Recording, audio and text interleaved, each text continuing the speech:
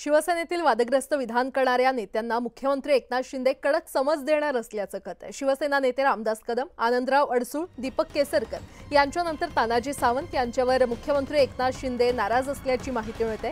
24 तासात 2 वादग्रस्त विधानांमुळे मंत्री तानाजी सावंत वादाच्या भोवऱ्यात अडकलेत। उपमुख्यमंत्री अजित पवारांच्या नेत्यांकडून मुख्यमंत्री एकनाथ शिंदे यांच्याकडे तक्रार करण्यात आल्याची माहिती मिळते। याआधी देखील मंत्री तानाजी सावंत यांनी अनेक वादग्रस्त विधानं केली होती।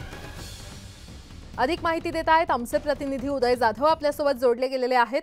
उदय, शिवसेनेतील वादग्रस्त विधान करणाऱ्या नेत्यांना आता मुख्यमंत्री स्वतः समज देणार असल्याचं कळतंय, काय अपडेट?